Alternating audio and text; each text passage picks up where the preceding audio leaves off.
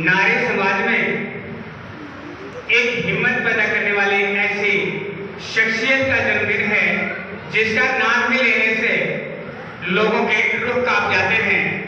तो मैं ऐसी क्रांतिकारी वीरांगना फूलन देवी के 62वें जन्म दिवस पर शत नमन करते हुए दो चार शब्द रखने का प्रयास करता हूँ।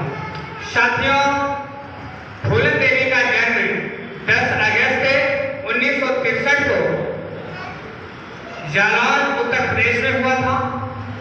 एक बहुत ही गरीब परिवार में मल्लाह समाजियों का जन्म हुआ था। पिता का नाम देवीदेव मल्लाह था, उनकी माता का नाम मोला देवी था। पारिवारिक स्थिति अच्छी ना होने के कारण भी उनके जो पटीदार थे, उनके चाचा थे, भूमि विवाद का मामला चलता था। लेकिन जब झगड़ा होता था तो फूलन देवी मोर्चा समाती थी। बचपन से ही उसने हिम्मत दिखाई। 11 साल में उसकी शादी एक अधेड़ व्यक्ति से हो जाती है और शादी से पहले भी उसका यौन शोषण होता है, शादी के बाद भी उसका यौन शोषण होता है। यहाँ तक कि वह कई बार मर मर करके जी उठी।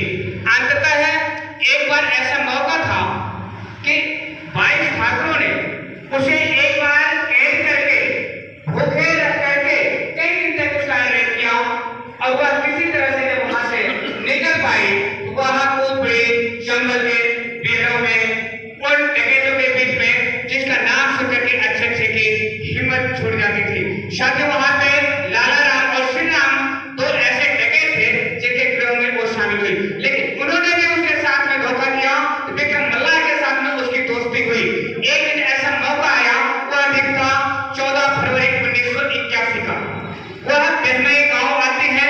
वहां पर एक शादी समारोह में जितने उसके बलात्कारी थे सारे इकट्ठा हुए थे। उसे जब ऐसा पता चला उसने पूरे गांव का छापा मारा, पूरे गांव को उसने बंदी बनाया कि कोई कहीं से निकल ना पाए। और ऐसे मौके का फायदा उठाते हुए उन्होंने सारे बलात्कारियों को लाइन में खड़ा करके और एक एक को न्याय देते हुए 22 लोगों को न्याय दिया।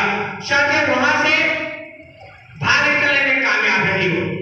तत्कालीन मुख्यमंत्री पीपी सिंह उसे ना पकड़ पाने के लिए उत्तर प्रदेश की पुलिस के निकट में हालात को देख करके कि एक डकैत को पकड़ नहीं सके, नैतिक जिम्मेदारी लेते हुए उन्होंने अपने पद से त्याग पत्र दे दिया।